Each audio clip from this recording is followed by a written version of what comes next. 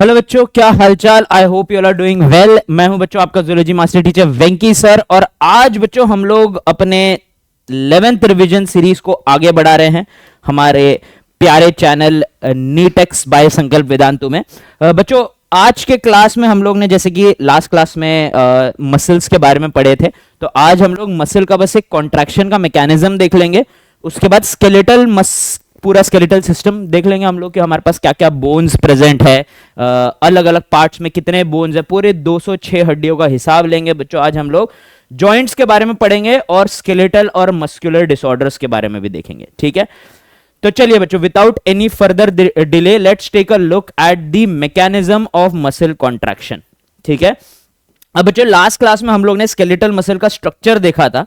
आज हमें यह देखना है कि स्केलेटल मसल कॉन्ट्रैक्ट कैसे करते हैं। ठीक है, स्केलेटल मसल्स कॉन्ट्रैक्ट करेंगे तभी अपना हाथ, पांव और ये जितने भी बच्चों हमारे वॉलेंटरी ऑर्गन्स और वॉलेंटरी मूवमेंट्स है, वो तभी हम लोग कैरी आउट कर पाएंगे जब हमारा ब्रेन हमारे मसल्स को कॉन्ट्रैक्ट करने के लिए इंस्ट्रक्ट करता है। जब हमारा ब्रेन हमारे मसल्स को कॉन्ट्रैक्ट करने के लिए इंस्ट्रक्ट करता है बच्चों, तो वो कॉन्ट्रैक्शन के कारण टेंडेंस के थ्रू वो बोन्स को खींचते हैं, जिसके कारण वेरियस टाइप्स ऑफ मूवमेंट और लोकोमोशन हम लोग दिखा पाते हैं बच्चों। ठीक है, तो चलिए बच्चों हम देखते हैं कि ये जो मैकेनिज्म ऑफ मसल कॉन्ट्रैक्शन है उसको हम कैसे समझ सकते हैं, और ऐसा कौन सा थियोरी है जो इसे एक्सप्लेन करता है, जिसका नाम है बच्चों दी स्लाइडिंग फिलामेंट थियोरी। ठीक है, so the mechanism of muscle contraction of muscle contraction is explained by the sliding filament theory। कौन सा थियोरी बच्चों? स्लाइडिंग फिलामेंट थियोरी बोलते हैं। ये स्लाइडिंग फिलामेंट थियोरी ही इसको एक्सप्लेन करता है बच्चों कि मसल्स कैसे कॉन्ट्रैक्ट करते हैं। ठीक है, अब मसल के कॉन्ट्रैक्शन को समझने से पहले कॉन्ट्रैक्शन का इनिशिएशन समझना पड़ेगा बच्चों। ठीक है, हमारा एक मोटर न्यूरॉन जो है उसका जो नर्व एंडिंग है बच्चों, वो जुड़ा होता है हमारे मसल के साथ। जहां पे हमारे नर्व्स हमारे मसल के साथ, हमारे स्केलेटल मसल के साथ जुड़ते हैं एट दी सार्कोलेमा वाला लेयर, उस पार्ट को मोटर एंड प्लेट बुलाया जाता है या न्यूरोमस्कुलर जंक्शन बुलाया जाता है। ठीक है, तो ये हमारा न्यूरॉन हो गया बच्चों, और ये हो गया हमारा मसल। ठीक है, इस पॉइंट को हम लोग क्या बुलाते हैं बच्चों? इस पॉइंट को हम लोग बुलाते हैं न्यूरो मस्क्यूलर जंक्शन। ठीक है, न्यूरोमस्कुलर जंक्शन बुलाते हैं। अब बच्चों होता क्या है कि हमारे ब्रेन में कुछ वॉलेंट्री सेंटर्स होते हैं। ठीक है, तो हमारे पास जो बच्चों मोटर एरिया है हमारे ब्रेन का, जो कि सीएनएस हमारे ब्रेन में प्रेजेंट है, वो एक इंपल्स या फिर एक सिग्नल भेजता है टुवर्ड्स द मसल। ठीक है, सो जनरेट्स इंपल्सेस, ये इंपल्सेस जनरेट करता है, और क्या होता है बच्चों? Reaches the neuromuscular junction, neuromuscular junction विया ये कौन सा नर्व हो गया बच्चों? ये हमारा मोटर नर्व या मोटर न्यूरॉन हो गया है। ठीक है, ये हमारा टारगेट मसल है। टारगेट मसल तक इंपल्स कौन ले आया बच्चों? हमारा मोटर न्यूरॉन ले आया है। टारगेट मसल तक आते ही एट द न्यूरोमस्कुलर जंक्शन ये कुछ स्पेशल केमिकल्स रिलीज करते हैं बच्चों। ठीक है, हमने बच्चों नेक्स्ट चैप्टर में हम लोग पढ़ने ही वाले हैं कि साइनैप्स के थ्रू इंपल्स कैसे ट्रांसफर होता है। तो यहाँ पे छोटे छोटे वेसिकल्स होते हैं बच्चों, जिसमें बहुत ही स्पेशल केमिकल है जिनका नाम है न्यूरोट्रांसमीटर। तो ये जो न्यूरोट्रांसमीटर है बच्चों, ये न्यूरोमस्कुलर जंक्शन में रिलीज हो जाते हैं। कहां पे रिलीज हो जाते हैं बच्चों? न्यूरोमस्कुलर जंक्शन में रिलीज हो जाते हैं, और यहां पे रिसेप्टर्स प्रेजेंट होते हैं बच्चों। ठीक है, ये जो स्पेशल न्यूरोट्रांसमीटर है बच्चों, इसका नाम है एसिटल कोलिन। क्या नाम है बच्चों? Acetyl choline. तो क्या हो जाएगा बच्चों? Acetyl choline released at the synapse. किसके साइनैप्स में बच्चों? न्यूरोमस्कुलर जंक्शन के साइनैप्स में रिलीज हो जाएगा। ठीक है। जैसे ही ये रिलीज होता है बच्चों, तो यहां पे स्पेशल रिसेप्टर्स है जिसके साथ ये जाके जुड़ जाता है, ठीक है। सो binds to acetal Colin,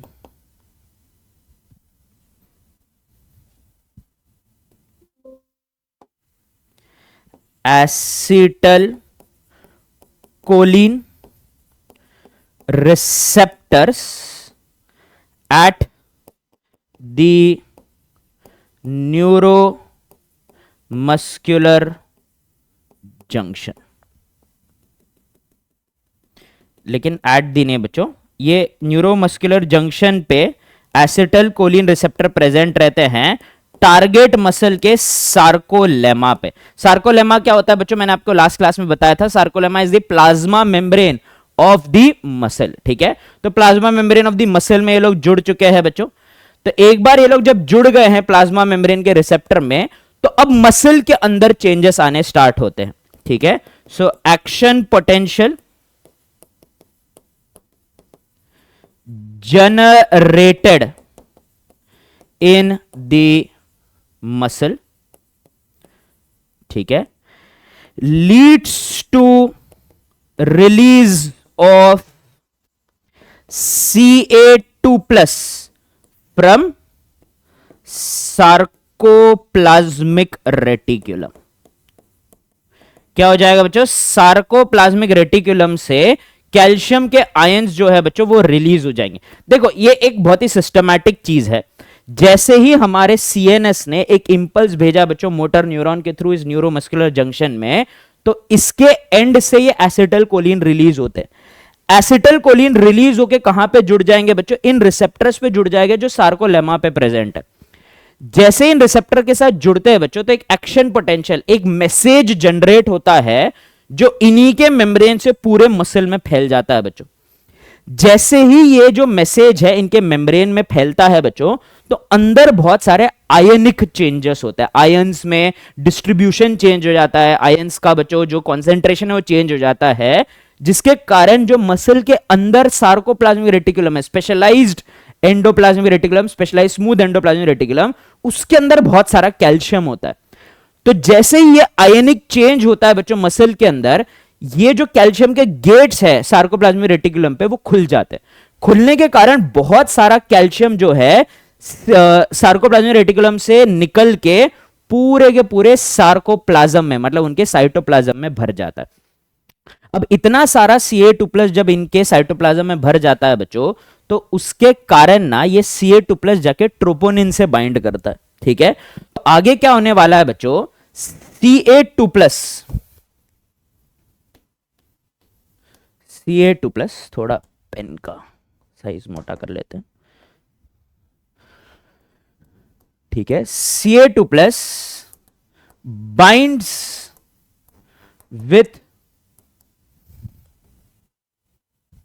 binds with troponin causing structural change,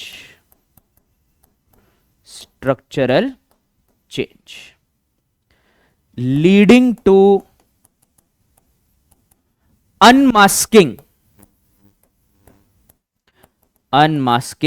of the active site on actin for myosin. Myosin को जुड़ने के लिए, मायोसिन के हेड को जुड़ने के लिए एक्टिन के सर के ऊपर जो बच्चों एक्टिव साइट था उसको हटा देता है, उसको अनमास्क कर देता है बच्चों। साइट को नहीं हटाता है, वो बेसिकली बच्चों नॉर्मल स्टेट में से छुपा के रखता है। जब फाइनली कैल्शियम आके बाइंड करता है ट्रोपोनिन से, तो ये जो साइट है बच्चों ये खुल जाता है।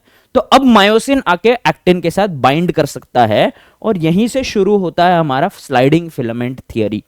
अब बच्चों इस थियरी में पहला स्टेप यही था कि कैल्शियम के कारण जो बाइंडिंग साइट है वो खुल जाए।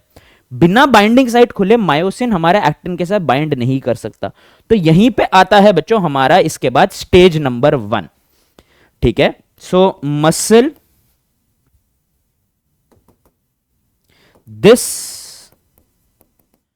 Initiates the sliding of filaments, अर्थात मसल का contraction, sliding of filaments, that is muscle contraction. Muscle का क्या स्टार्ट हो जाएगा बच्चों, इससे कॉन्ट्रैक्शन स्टार्ट हो जाएगा। ठीक है, अब इसमें स्टेप नंबर 1 रहेगा बच्चों एटीपी हाइड्रोलिसिस। ठीक है, नंबर 1 क्या रहेगा बच्चों, एटीपी हाइड्रोलिसिस। एटीपी हाइड्रोलिसिस का मतलब क्या है बच्चों, कि ये हमारा ऊपर जो है ये हमारा एक्टिन फिलामेंट है। ठीक है, तो इधर से अपना एक्टिन फिलामेंट जा रहा है। ठीक है, नीचे क्या है बच्चों हमारे पास, नीचे है हमारे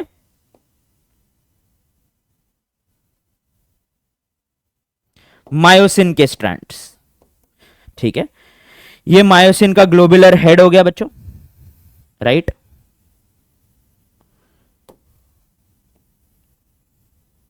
ये मायोसिन का ग्लोबुलर हेड हो गया। ठीक है, सो मायोसिन के ग्लोबुलर हेड के ऊपर एक मॉलिक्यूल ऑफ एटीपी था। ठीक है, जो उनके एटीपी बाइंडिंग साइट में प्रेजेंट होता है। तो ये एटीपी कन्वर्ट हो जाता है एडीपी प्लस पीआई में। ठीक है, सो एटीपी जो कि ATP present on the head is hydrolyzed to release energy plus and ADP plus PI, मतलब इनऑर्गेनिक फॉस्फेट। तो एटीपी को तोड़ दिया है बच्चों एनर्जी रिलीज करने के लिए। जैसे ही एटीपी को तोड़ा बच्चों एनर्जी रिलीज करने के लिए, अब मायोसिन का हेड ये एनर्जी को इस्तेमाल करेगा। तो हमारा स्टेप नंबर 2 आ जाएगा बच्चों, जिसको हम लोग बुलाते हैं क्रॉस ब्रिज फॉर्मेशन। क्या बुलाएंगे बच्चों हम लोग इसको, क्रॉस ब्रिज फॉर्मेशन बुलाएंगे। क्रॉस ब्रिज फॉर्मेशन में क्या होता है बच्चों, क्रॉस ब्रिज फॉर्मेशन में ये अगेन हमारा हो गया है एक्टिन का फिलामेंट। अब कैल्शियम के कारण मायोसिन के लिए जो बाइंडिंग साइट है बच्चों यहां पे खुल चुके हैं। तो अब एनर्जी का इस्तेमाल करके हमारा मायोसिन क्या करता है बच्चों, जाके उस बाइंडिंग साइट पे जुड़ जाता है। ठीक है, तो जो हमारा क्रॉस आर्म था, ठीक है, क्रॉस आर्म था, याद है बच्चों, क्रॉस आर्म हमारा globular head plus short arm is equal to cross arm. ठीक है, तो जो हमारा क्रॉस आर्म था जाके एक्टिन के साथ जुड़ गया है और इसको हम लोग क्रॉस ब्रिज बुलाते हैं। एक इंपॉर्टेंट चीज याद रखना बच्चों, अभी भी मायोसिन के हेड में एटीपी प्लस पीआई प्रेजेंट है, they are still present there. ठीक है, so using the energy myosin head binds with the actin filament। इस एनर्जी का इस्तेमाल करके ये लोग एक्टिन फिलामेंट के साथ ज्वाइन करते हैं टू फॉर्म क्रॉस ब्रिज। क्या बन जाएगा बच्चों, अभी क्रॉस ब्रिज बन जाएगा। लेकिन याद रखना बच्चों, जो एनर्जी एटीपी ने रिलीज किया वो सारा खत्म नहीं हुआ है। अगर वो सारा खत्म नहीं हुआ तो जो बचा हुआ एनर्जी है उसके मदद से एक बहुत ही इंटरेस्टिंग चीज होता है कि मायोसिन का हेड जो है वो ट्विस्ट करता है। इस ट्विस्टिंग को हम लोग बुलाते हैं पावर स्ट्रोक। ठीक है, क्या बुलाते हैं बच्चों, पावर स्ट्रोक। और बच्चों क्योंकि ट्विस्ट होते समय पे हमारा जो मायोसिन का हेड है वो एक्टिन के साथ जुड़ा हुआ है, तो वो उसको धक्का देता है टुवर्ड्स दी बच्चों याद है centre of H zone, H zone याद होगा बच्चों सार्कोमियर में, तो उसके तरफ धक्का देता है बच्चों। ठीक है, तो ये हो जाएगा बच्चों हमारा एक्टिन, लेकिन एक्टिन को थोड़ा धक्का दे देंगे अपन इस साइड में। ठीक है, और ये हो जाएगा हमारा मायोसिन का हेड। और मायोसिन के हेड ने ऐसा ट्विस्टिंग शो किया है बच्चों, जिसके कारण एक्टिन को कहां धक्का मिला है, अंदर के तरफ धक्का मिला है। ठीक है, सो actin is pushed towards the age zone. अब बच्चों जैसे ही ये ट्विस्ट करता है ना मायोसिन का हेड, वैसे ही हमारा एक्टिन एज जोन के सेंटर के तरफ चले जाएगा, और इसी प्रक्रिया को हम लोग क्या बुलाएंगे, पावर स्ट्रोक बुलाएंगे। क्या बुलाएंगे बच्चों, पावर स्ट्रोक। इस ट्विस्टिंग के वक्त एक बहुत ही इंपॉर्टेंट चीज भी होता है कि हमारा ADP plus pi finally ATP binding site से निकल जाता है। क्या हो जाता है, फाइनली एटीपी बाइंडिंग साइट से निकल जाता है। ठीक है, तो क्या हो जाएगा बच्चों, the myosin head twist pushing the thin filament towards the center of H zone। कहां पे पुश कर देगा, सेंटर ऑफ एच जोन की तरफ पुश कर देगा। सेंटर ऑफ एच जोन की तरफ पुश होने के कारण बच्चों एच जोन जो है वो छोटा होते जाएगा, और बेसिकली अपन लोग एक्टिन को मायोसिन के ऊपर काइंडा स्लाइड करा रहे हैं अंदर की तरफ, ताकि एंटायर सार्कोमियर खींच के छोटा हो जाएगा, जिस कारण मसल अभी कॉन्ट्रैक्ट करना स्टार्ट कर चुका है। और एक इंपॉर्टेंट चीज बच्चों, ADP plus pi is released. ADP plus pi क्या कर दिया बच्चों, हम लोगों ने रिलीज कर दिया है। तो ये हो जाएगा step number 3 which is power stroke. Step number 4 और हमारा आखिरी स्टेप हो जाएगा बच्चों, breaking of cross bridge. Breaking of cross bridge. जैसे ही क्रॉस ब्रिज टूटेगा ना बच्चों, वैसे पहली सवाल ये होना चाहिए क्रॉस ब्रिज टूटेगा कैसे। क्रॉस ब्रिज तब टूटेगा बच्चों, याद है एडीपी प्लस पीआई जो है निकल रहा है, तो एटीपी बाइंडिंग साइट जो है बच्चों वो वेकेंट हो चुका है। जब एटीपी बाइंडिंग साइट वेकेंट हो चुका है बच्चों, तो यहां पे एक नया एटीपी आके बाइंड कर जाएगा। एक नया एटीपी जब आके बाइंड करेगा तो क्रॉस ब्रिज टूट जाएगा बच्चों, और इसी के साथ बच्चों वो अगला स्टेप स्टार्ट हो जाएगा। मतलब अगर अभी भी कैल्शियम प्रेजेंट है और जो बाइंडिंग साइट है वो खुला है अभी भी, तो ये एटीपी फिर से step number 1 ADP plus pi में कन्वर्ट होगा, फिर से क्रॉस ब्रिज बनेगा, फिर से धक्का देगा। तो ऐसा मसल का कॉन्ट्रैक्शन का स्ट्रेंथ जब तक आप इंपल्स दे रहे हो तब तक स्ट्रेंथन होते जाएगा और कॉन्ट्रैक्टेड स्टेट में ही रहेगा। ठीक है, तो ये प्रोसेस बार बार चलते रहेगा बच्चों until and unless there is an impulse। ठीक है, so due to binding of new ATP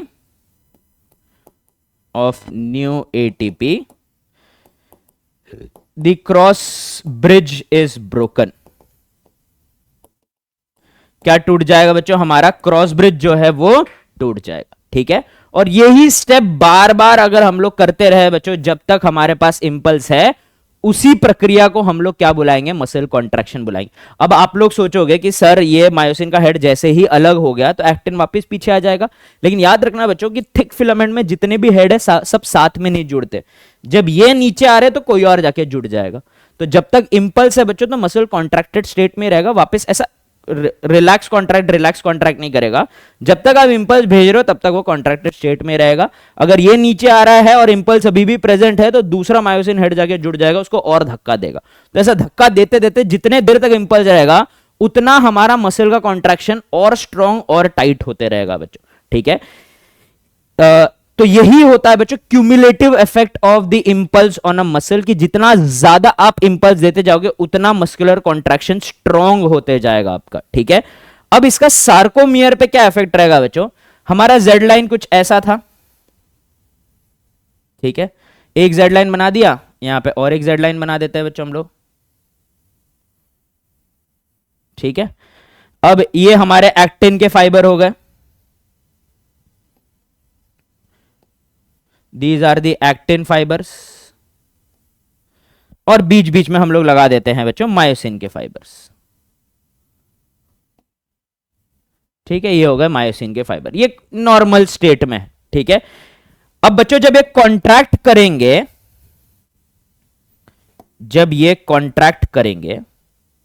तो फिर से ये हो गए बच्चों हमारे मायोसिन,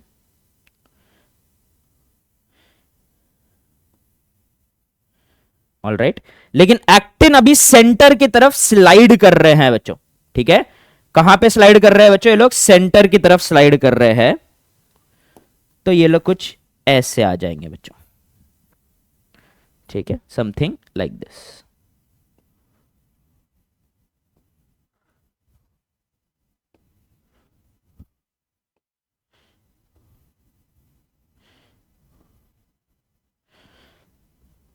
और ये हो जाएगा बच्चों हमारा जेड लाइन।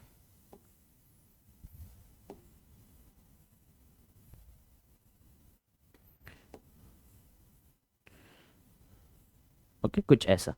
तो क्या हो गया बच्चों, सार्कोमियर का लेंथ छोटा हो गया है। अगर ये बाजू वाले एक्टिन फाइबर्स है बच्चों, बाजू वाले सार्कोमियर के एक्टिन फाइबर्स है, तो यहां पे भी है बच्चों, राइट। और ये हो जाएंगे बच्चों हमारे मायोसिन थिक फिलामेंट।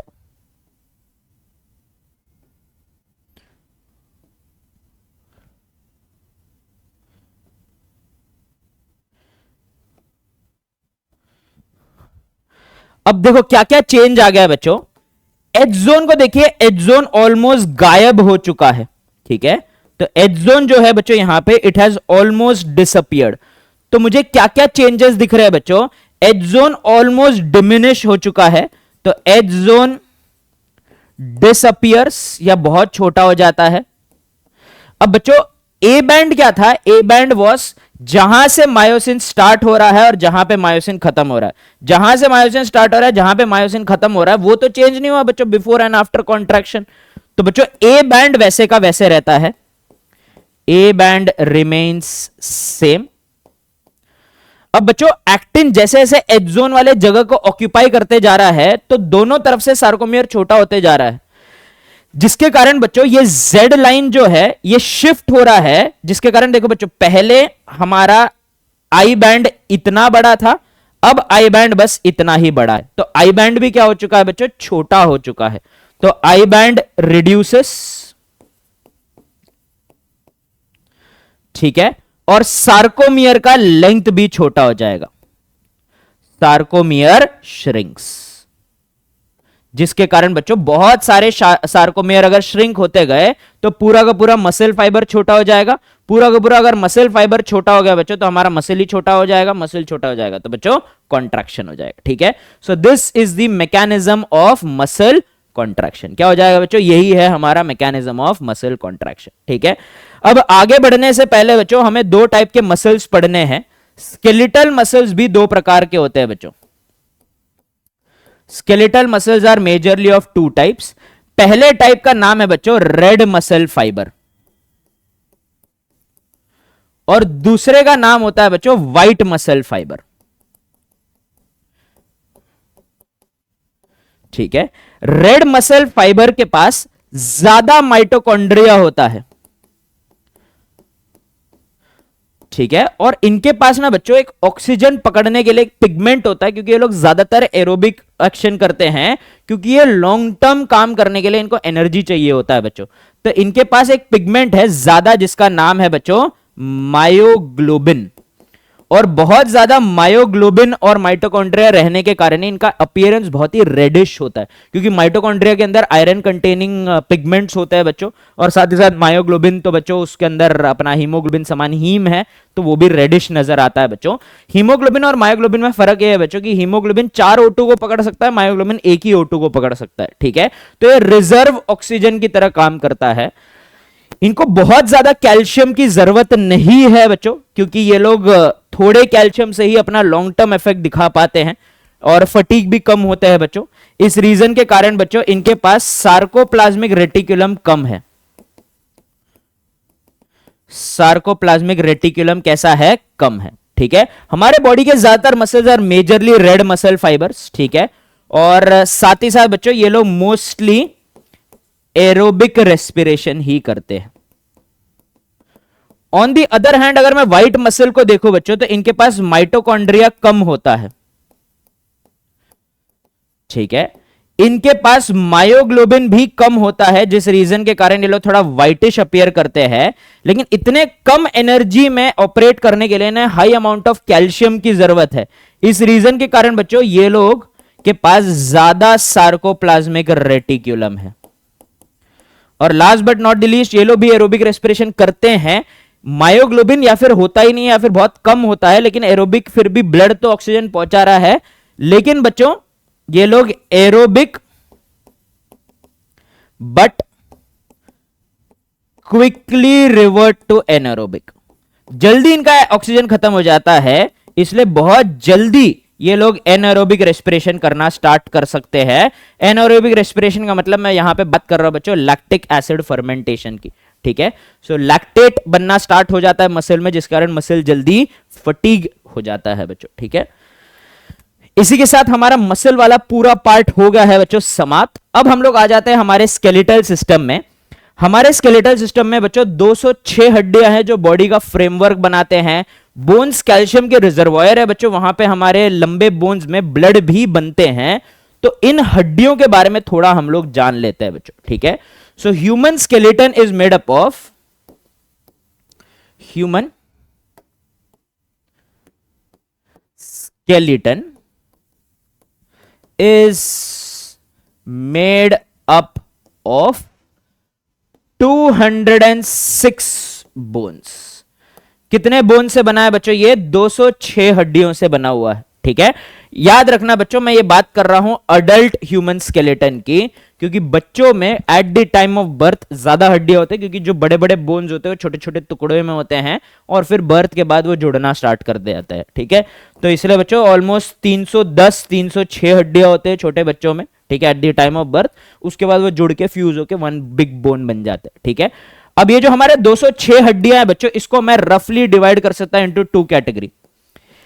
एक कैटेगरी का नाम है बच्चों हमारा एक्सियल स्केलेटन और दूसरे का नाम है बच्चों अपेंडिकुलर स्केलेटन। एक्सियल स्केलेटन हमारे बॉडी का सेंट्रल फ्रेमवर्क बनाता है, फॉर्म्स द सेंट्रल फ्रेमवर्क। और जो हमारा अपेंडिकुलर स्केलेटन है बच्चों, it is the bones in limbs and girdles. Appendages का मतलब क्या होता है बच्चों?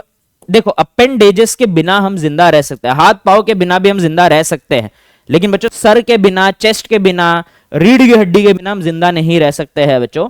इसलिए ये वो पार्ट है जो बॉडी का सेंट्रल और सबसे important part of the body का फ्रेमवर्क बनाता है। ये बच्चों वो एक्स्ट्रा चीजें हैं जो हमें चलने फिरने में, सर्वाइवल में मदद करते हैं, जो ये सेंट्रल फ्रेमवर्क पे जुड़े हुए हैं। जुड़ने के लिए हमारे पास 2 हाथ है बच्चों, हाथ को जोड़ने के लिए यहां पे गर्डल है। गर्डल आर दी बोन्स जो अपेंडिकुलर स्केलेटन के लिम्स को हमारे एक्सियल स्केलेटन से जोड़ते हैं, लेकिन वो आते हैं अपेंडिकुलर स्केलेटन में। तो 2 चीजें आ जाती है बच्चों अपेंडिकुलर स्केलेटन में, हमारे हाथ पांव के बोन्स। तो पांव को जोड़ने के लिए बच्चों यहां पे हमारे हिप में एक गर्डल है, हाथ को जोड़ने के लिए बच्चों हमारे शोल्डर में एक गर्डल है, ठीक है। तो इनके बोन्स आते हैं अपेंडिकुलर में और यहां पे आ जाएंगे बच्चों एक्सियल, ठीक है। अपेंडिकुलर में रफली 126 बोन्स होते हैं बच्चों और एक्सियल में 80 बोन होते हैं, जो मिला के 206 हड्डियां बनती है। हमारे एक्सियल स्केलेटन में हमारा स्कल का पूरा रीजन आता है, क्योंकि स्कल है प्लस उसके आसपास के कुछ बोन्स है। इसके अलावा बच्चों हमारा रिबकेज आता है और last but not the least vertebral column आता है बच्चों, ठीक है, वर्टिब्रल कॉलम आता है। और अगर मैं बात करूं अपेंडिकुलर स्केलेटन की, तो इसमें हमारे ऊपर वाले हाथ आते हैं जिनको फोरलिम्स बुलाया जाता है। हमारा शोल्डर या पेक्टोरल गर्डल आता है बच्चों, पेक्टोरल गर्डल आता है। फिर हमारा बच्चों हाइंड लिम्ब आता है और last but not the least आता है बच्चों हमारा पेल्विक गर्डल, जो हमारा हिप गर्डल है, ठीक है। तो हमें सिर्फ और सिर्फ इनमें क्या क्या बोन्स है उनके नाम याद रखने हैं बच्चों। तो लेट अस स्टार्ट दिस प्रक्रिया। सबसे पहले एक्सियल स्केलेटन में हम स्टार्ट करते हैं स्कल के साथ, ठीक है। अब हमारे स्कल का कुछ फीचर बता देता हूं। हमारा स्कल हमारे वर्टिब्रल कॉलम के एटलस नामक बोन से जुड़ता है with the help of two projecting unit which are called as condyle. ऐसा कोई भी जानवर जिनके पास दो कॉन्डाइल होते हैं, दो प्रोजेक्टिंग यूनिट होते हैं वर्टिब्रल कॉलम से जुड़ने के लिए, उन्हें डाइकॉन्डलिक बुलाया जाता है। तो हम और मेंढक एम्फीबियंस आर डाइकॉन्डलिक। रेप्टाइल्स और बर्ड्स में सिर्फ एक ही ऐसा प्रोजेक्शन होता है जिसके थ्रू वो लोग जुड़ते हैं, जिनको मोनोकॉन्डलिक स्कल बुलाते हैं। डाइकॉन्डलिक स्कल ज्यादा अच्छा सपोर्ट और जॉइंट को ज्यादा स्ट्रेंथ देता है, लेकिन उसके कारण थोड़ा हमारा मूवमेंट लिमिट हो जाता है बच्चों। लेकिन मोनोकॉन्डलिक स्कल में ज्यादा अच्छा मूवमेंट होता है, लेकिन structural stability and support to the joint थोड़ा सा कम होता है। अर्थात रेप्टाइल्स और बर्ड्स का गर्दन तोड़ना थोड़ा आसान है compared to amphibians and mammals, ठीक है, क्योंकि उनका स्कल का स्टेबिलिटी थोड़ा ज्यादा है। तो ह्यूमन स्कल कैसा है बच्चों? Human skull is mammalian skull is डाइकॉन्डलिक, ठीक है। सो डाइकॉन्डलिक school joins to the atlas vertebrae via occipital condyle। मतलब ये ऑक्सीपिटल बोन नाम का एक बोन रहता है बच्चों, जिसके थ्रू ये हमारे अटलस वर्टिब्रा के साथ जुड़ता है। Atlas vertebra is our first vertebra, ठीक है। इसके अलावा बच्चों ह्यूमन स्कल में सॉकेट्स होते हैं आई वाई के लिए, ठीक है। सो कंटेन्स ऑर्बिट, ठीक है, जो कि एक आई सॉकेट होता है फॉर आईज। और बच्चों इनके पास ना दो प्रकार के बोन्स हैं, ठीक है। पहले प्रकार का बोन का नाम है बच्चों फेशियल बोन, ठीक है। और दूसरे प्रकार के बोन का नाम है बच्चों हमारे cranium. Cranium is a bony covering for brain,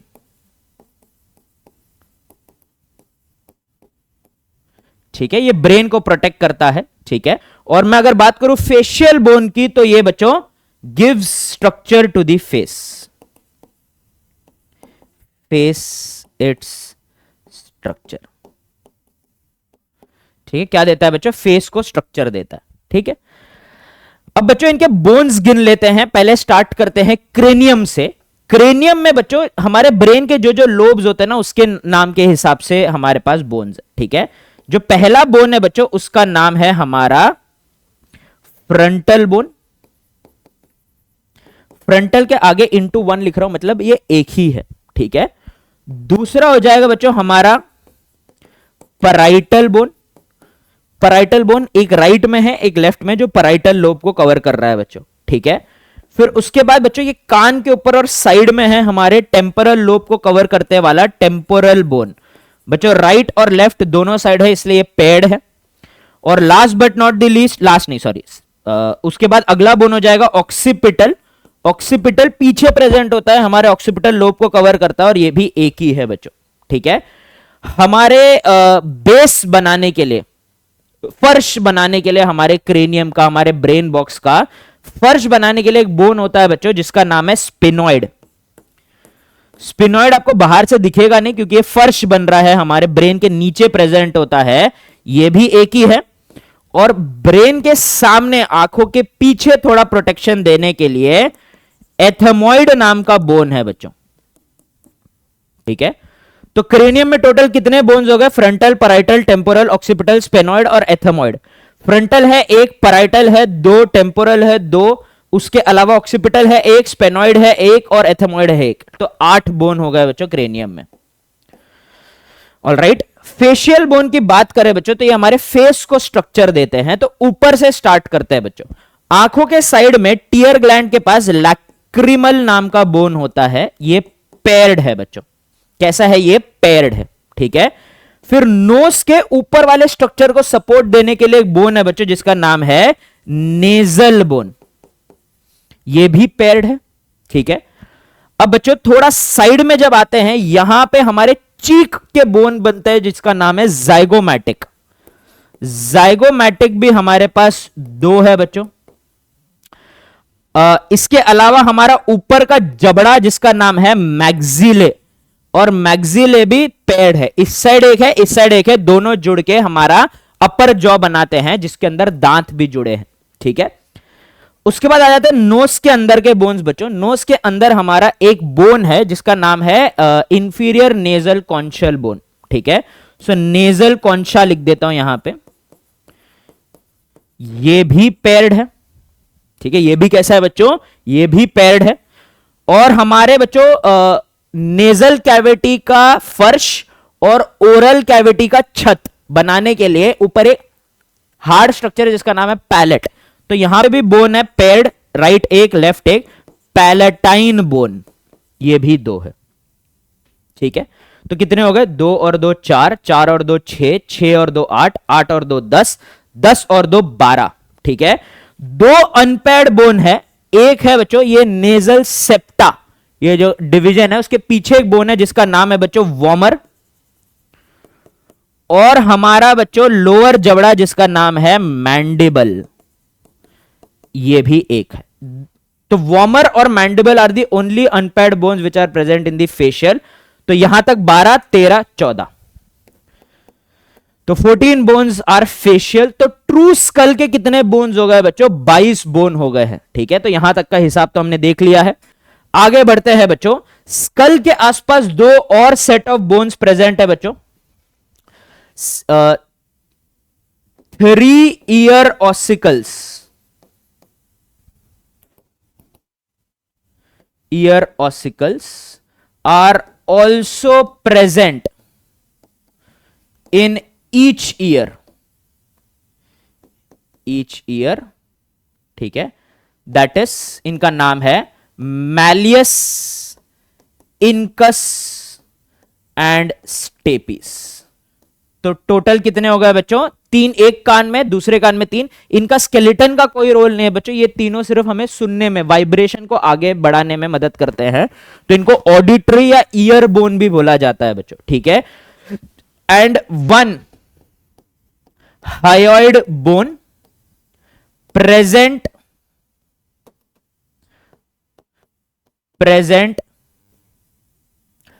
under the jaw near the larynx. बच्चों हायोइड बोन नाम का एक फ्लोटिंग बोन होता है जो किसी और बोन से नहीं जुड़ा है, अपने लोअर जबड़े के नीचे यहां पे होता है बच्चों, जहां पे हमारा लेरिंग्स के फॉर्मेशन में, और टंग पीछे जाके हायोइड बोन से ही जाके जुड़ता है, तो यहां होता है बच्चों हायोइड बोन। ठीक है, उसको भी हम लोग स्कल रीजन में ही कंसिडर करते हैं।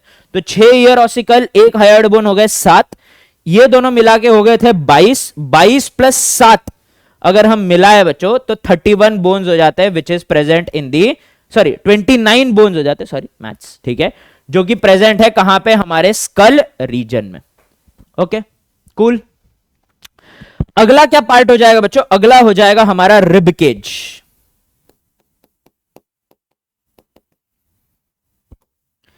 रिब केज सामने से किससे बना है बच्चों, वेंट्रली यहां पे प्रेजेंट होता है एक बहुत ही स्ट्रॉन्ग बोन जिसका नाम है स्टर्नम प्लस रिब से। साइड से सिर्फ रिब्स होते हैं, लैटरली सिर्फ रिब्स कवर करते हैं, और पीछे से dorsally ribs and vertebral column. लेकिन वर्टिब्रल कॉलम को रिब केज के गिनती में नहीं लाएंगे बच्चों, इन बोन्स को हम लोग अलग से गिनेंगे। ठीक है, तो हम सिर्फ और सिर्फ स्टर्नम और रिब्स को यहां पे काउंट कर रहे हैं बच्चों। ठीक है, सो ribs R C shaped bones, shaped bones. ठीक है, कैसे शेप के बोन्स है बच्चों, सी शेप के बोन्स है, एंड आर बाइसेफेलिक। ठीक है, सारे रिब्स वर्टिब्रल कॉलम के साथ जुड़ते हैं। हमारे पास थोरैसिक वर्टिब्रे नाम का एक वर्टिब्रा है बच्चों, उसके साथ सारे रिब्स जुड़ते हैं। ठीक है, और इसीलिए हम लोग इसको बाइसेफेलिक बोलते हैं। इट हैज डॉर्सल आर्टिकुलेशन, मतलब डॉर्सली जुड़ना, डॉर्सल जॉइंट हैज 2 पॉइंट्स, मतलब 2 पॉइंट पे पीछे जुड़ते हैं, मतलब इनके हेड में दो जुड़ने के पार्ट प्रेजेंट होते हैं बच्चों, इसीलिए हम लोग इसको क्या बुलाते हैं, बाइसेफेलिक बुलाते हैं। ठीक है, अब इनमें से बच्चों तीन प्रकार के रिब्स बाहर निकलते हैं हमारे। पहले रिब को हम लोग बुलाते हैं ट्रू रिब। ठीक है, ट्रू रिब्स, जिसको अपन लोग वर्टिब्रोस्टर्नल रिब भी बुलाते हैं। वर्टिब्रोस्टर्नल रिब्स क्यों बुलाते हैं वर्टिब्रोस्टर्नल? क्योंकि ये पीछे से हमारे वर्टिब्रल कॉलम पे जुड़ते हैं, थोरैसिक वर्टिब्रा पे जुड़ते हैं, और आगे से जुड़ते हैं हमारे स्टर्नम पे। ठीक है, सो ये कितने हैं? पहले 7 है बच्चों। First 7 pair of ribs join vertebral column, VC लिख रहा हूं बच्चों, डॉर्सली एंड स्टर्नम वेंट्रली। कितने हो गए ऐसे? 14 रिब्स हो गए, 7 पैर हो गए। ठीक है, अब बच्चों जब ये फाइनली एंड में जुड़ते हैं ना हमारे स्टर्नम के साथ, हर रिब के एंड में थोड़ा थोड़ा कार्टिलेज लगा होता है जुड़ने के लिए, थोड़ा सा फ्लेक्सिबिलिटी देने के लिए। सांस वास लेते हैं उस समय जो मूव हो रहा है बच्चों रिब्स, उसको थोड़ा फ्लेक्सिबिलिटी देने के लिए बच्चों इनके एंड में थोड़ा सा कार्टिलेज लगा होता है। ठीक है, सो जो दूसरा सेट ऑफ रिब्स होता है बच्चों, ये 7वें रिब के उस कार्टिलेज से जाके जुड़ता है बच्चों, इसलिए इनको फॉल्स रिब्स बुलाते हैं। ये पीछे से जुड़ रहा है वर्टिब्रल कॉलम में, तो वर्टिब्रो, और सामने से बच्चों स्टर्नम में नहीं, ये 7वें रिब के कार्टिलेज से जुड़ रहा है, इसलिए इनको कॉन्ड्रल बुलाते हैं। कॉन्ड्रल मतलब cartilage. Vertebro chondral ribs. Vertebro chondral ribs क्या हो जाएंगे बच्चों? 8th 9th and 10th pair of ribs are vertebro chondral. ठीक है, 10th पेयर ऑफ रिब्स होते हैं जो कि होते हैं वर्टिब्रो कॉन्ड्रल होते हैं। ठीक है, जो कि जुड़ते हैं dorsally to vertebral column and ventrally to the 7th rib. 7वें rib से जुड़ते हैं बच्चों। ठीक है, they join to the 7th rib. Okay, third है बच्चों हमारा फ्लोटिंग रिब्स। ये सामने से जुड़ते ही नहीं है। ठीक है, सामने से जुड़ते ही नहीं है बच्चों। ठीक है, और सामने से जो नहीं जुड़ते उनको सिर्फ अपन लोग वर्टिब्रल रिब्स बुलाते हैं। ठीक है, तो ये हो जाएंगे 11th and 12th pair. 12th pair only join to vertebral column dorsally, और वेंट्रली जुड़ते ही नहीं है, फ्लोट ही होते रहते हैं। ये आखिरी 2 रिब है, तो 12 टोटल पैर है, तो टोटल रिब्स कितने हो गए बच्चों? 24 हो गए। और हमारा जो स्टर्नम है, it is a sternum is called as breast bone, thick bone which protects heart. ठीक है, ये हार्ट को प्रोटेक्ट करता है, और साथ ही साथ बच्चों हमारे रिब्स को, ट्रू रिब्स को जुड़ने के लिए, हमारे गर्डल्स को जुड़ने के लिए क्या देता है बच्चों? जगह देता है। ठीक है, रिब्स को जुड़ने के लिए और हमारे गर्डल्स को जुड़ने के लिए जगह देता है। ठीक है, ऑलराइट। अब हाँ, अब बच्चों याद रखना हमारा जो आखिरी बोन था वो स्टर्नम था, और 12 पेयर ऑफ रिब्स है, तो टोटल कितने हो गए बच्चों? यहां पे 25 बोन्स हो गए हैं हमारे पास। कितने बोन्स हो गए हैं? 25 बोन्स हो गए हैं। स्कल रीजन में 29 थे, और यहां पे हमारे पास 25 बोन्स हो गए। Last but not the least हमारे रीढ़ की हड्डी होती है बच्चों, जिसको हम लोग बुलाते हैं वर्टिब्रल कॉलम। ठीक है, सो forms the backbone, forms backbone. ठीक है, अब इसको भी हम लोग है ना 5 पार्ट में डिवाइड कर देते हैं। एक जो हमारा नेक बनाता है ना बच्चों, उसको हम लोग बुलाते हैं सर्विकल। ठीक है, सो सर्विकल हमारे पास बच्चों यहां पे 7 होते हैं। ठीक है, तो सर्विकल आर दी 7 वर्टिब्रा। ठीक है, तो यहां पे 7। फिर उसके बाद आता है हमारे पीठ के बोन, जिसको थोरैसिक बुलाते हैं। थोरैसिक है 12 वर्टिब्रा, जिसपे आके 12 पेयर ऑफ रिब्स दोनों साइड से जुड़ते हैं। फिर आता है हमारा कमर, जिसको लंबार बुलाते हैं। ये सबसे ज्यादा लोड बेयरिंग होता है, लोअर बैक पे होता है बच्चों। स्लिप डिस्क जो होता है वो मेजरली लंबार रीजन में होता है बच्चों, ठीक है। और साथ ही साथ बच्चों हमारे ये पेल्विक गर्डल को जोड़ने के लिए, हिप को जोड़ने के लिए एक वर्टिब्रा का पार्ट होता है जिसका नाम होता है सैक्रल। सैक्रल हमारे पास एक ही है, लेकिन 5 फ्यूज होके एक बन जाते हैं। और last but not the least है बच्चों हमारा टेल बोन, जो हमारे बॉडी में कोई काम का नहीं है, जिसको कॉकिक्स बुलाते हैं। कॉकिक्स भी एक है, लेकिन 4 फ्यूज होके बना है। दूसरे जानवरों में इसी से पूंछ बनता है, हमारे पास पूंछ है नहीं, तो हम में तो वेस्टिजियल है, इसलिए 4 जुड़ के एक बन चुका है, ठीक है। और एक चीज याद रखना बच्चों, between vertebrae a कार्टिलीजिनियस intervertebral disc is present.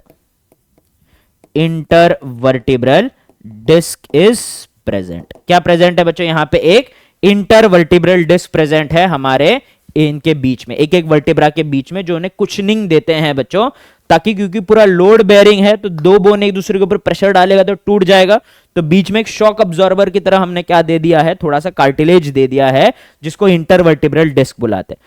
तो कैसे याद रखोगे? Cervical, thoracic, lumbar, sacral, coccyx, 7 12 5 1 1, ये याद रखना है आप लोगों को। 7 12 5 1 1, 7 + 12 इज 19, 19 + 5 इज 24, 24 25 26, 26 वर्टिब्रल कॉलम है बच्चों हमारे पास।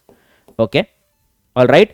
तो एक्सोस्केलेटन का पूरा हिसाब कर लेते हैं। 26 + 25 इज 51, 51 + 29 इज 80। तो एक्सोस्केलेटन में कितने बोन्स हो गए बच्चों? हमारे 80 बोन्स हो गए हैं। और अब हम लोग आगे बढ़ते हैं टुवर्ड्स द अपेंडिकुलर स्केलेटन।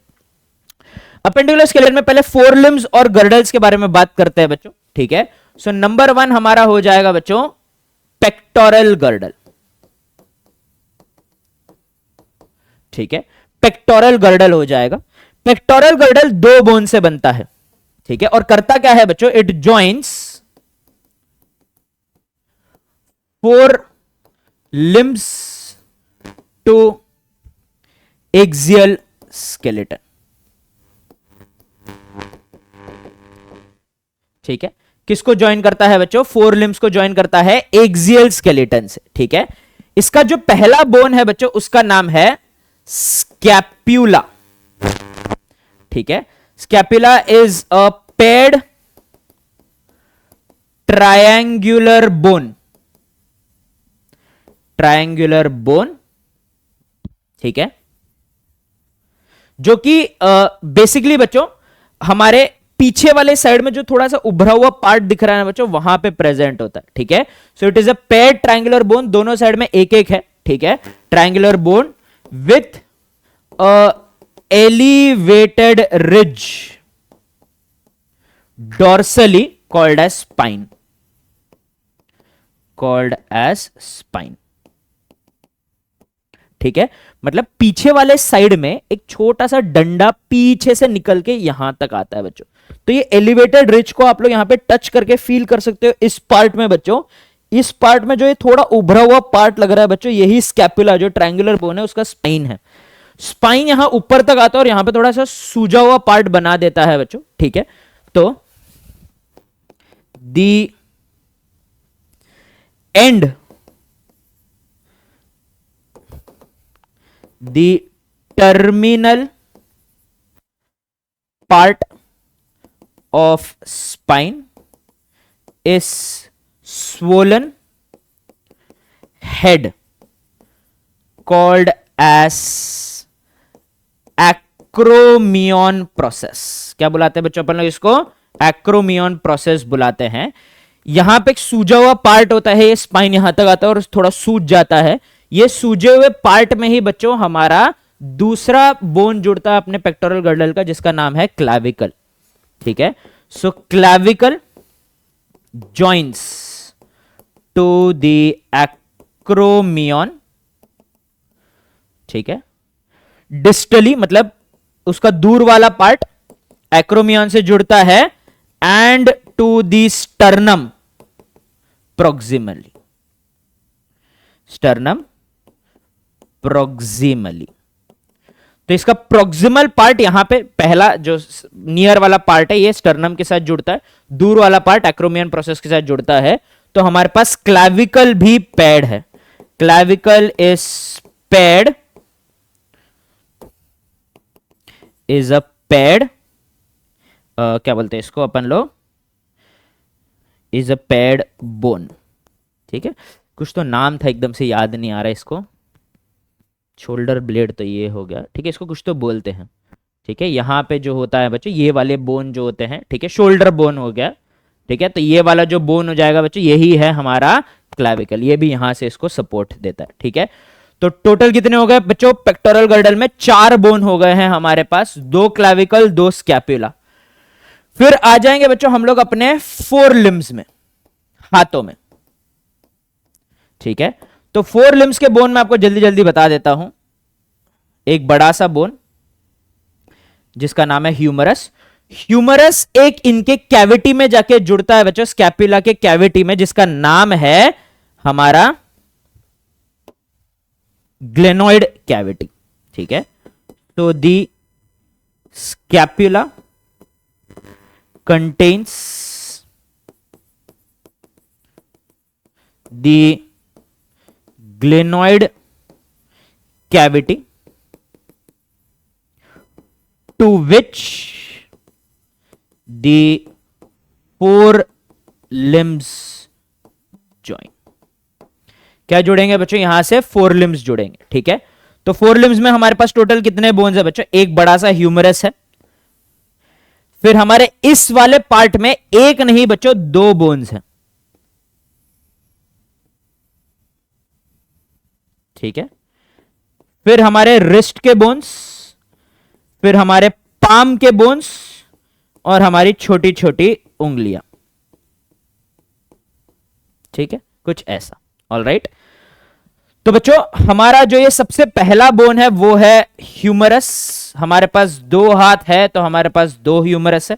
ठीक है, थंब के तरफ होता है बच्चों, हमारे थंब के तरफ होता है यहां पे एक बोन जिसका नाम है रेडियस।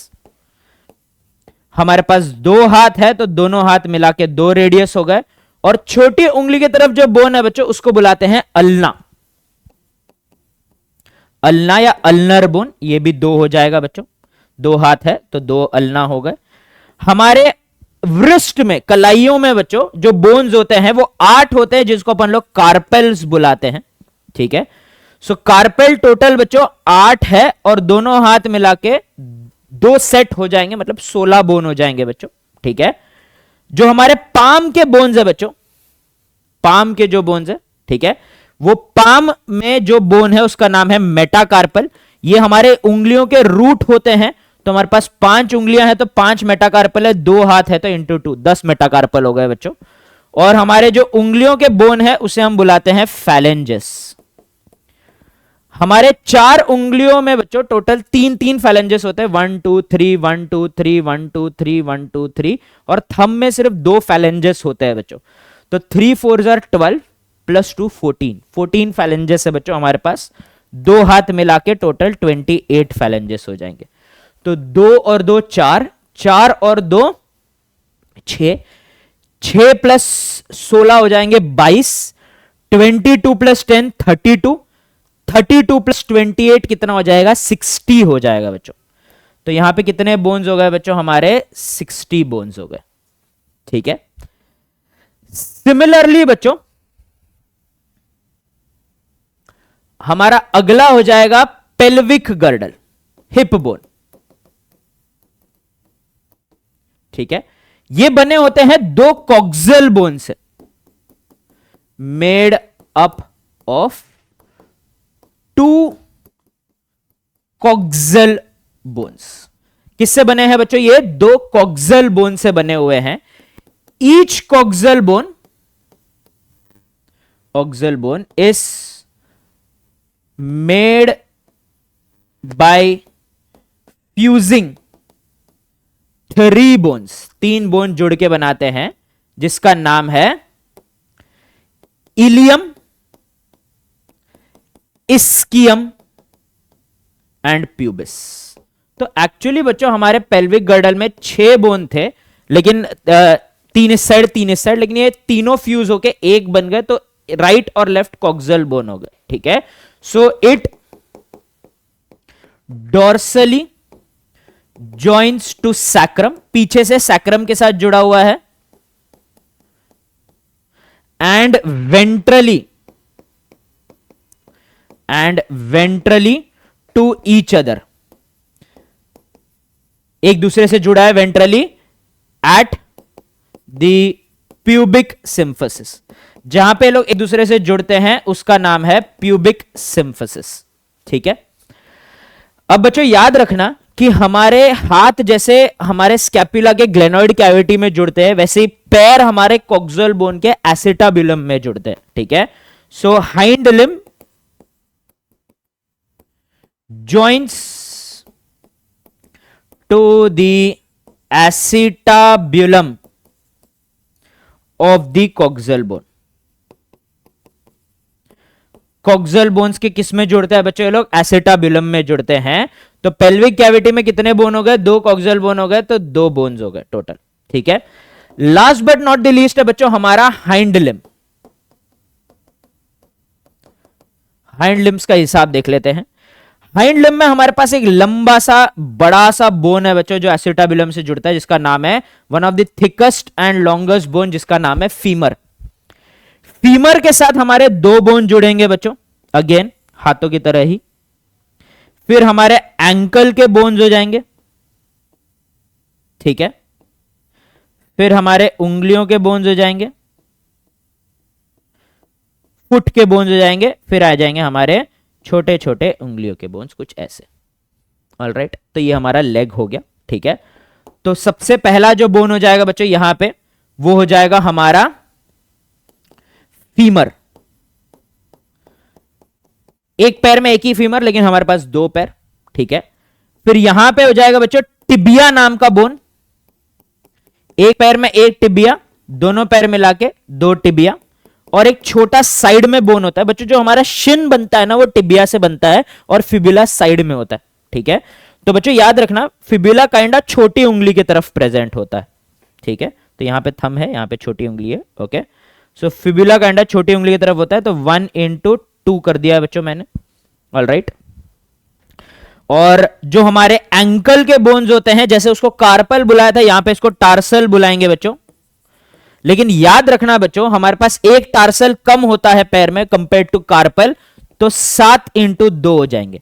लेकिन कंपनसेट करने के लिए बच्चों हमारे जो नी जॉइंट है ना वो बहुत बड़ा जॉइंट है, बहुत ही स्टेबलाइजिंग जॉइंट चाहिए हमें। तो यहां पे एक एक्स्ट्रा बोन होता है बच्चों जिसको नी कैप बुलाते हैं। नी कैप का नाम बड़ा देसी सा है बच्चों, दैट इज पटेला। एक पैर में एक पटेला, दोनों पैर मिला के 2 पटेला हो जाएंगे, ठीक है। ऑलराइट,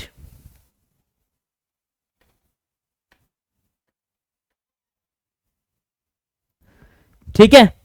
तो टोटल कितना हो गया बच्चों? अभी टार्सल हो गए हमारे 7 into 2, 2 पैर है तो 2 सेट ऑफ टार्सल हो जाएंगे। फिर हमारे फुट के बोन्स हो जाएंगे जिसका नाम है मेटाटार्सल्स, ठीक है। मेटाटार्सल हमारे पास 5 उंगलियां है तो 5 मेटाटार्सल, और 2 पैर है तो वो into 2 हो जाएगा, दैट इज 10। और last but not the least, जितने हमारे हाथ में उंगलियां है बच्चों उतने ही हमारे पैर में उंगलियां हैं, और बोन्स भी बिल्कुल बराबर है। तो हमारे हाथ के उंगलियों में बच्चों टोटल 3 3 3 3 और 2, दैट इज 14 बोन्स हो गए थे। तो यहां पे भी पैर के उंगलियों में 14 बोन्स है, 2 पैर है, into 2 हो जाएगा। तो यहां पे हम लोग भी एक बार टोटल कैलकुलेट कर लेते हैं। 2 femur, 2 patella that is 4, 2 tibia 6, 2 fibula 8। उसके बाद बच्चों हमारे पास 14 टार्सल हो गए। 8 + 14 कितना हो गया? 22 हो गया। उसके बाद 10 मेटाटार्सल हो गए, दैट इज 32, और 28 फैलेंजेस हो गए हैं, दैट इज 60। तो हाइंड लिम्स में भी कितने बोन्स हो गए बच्चों? हमारे 60 हो गए। तो ये थे हमारे सारे बोन्स, तो इनको कैलकुलेट कर लेते हैं।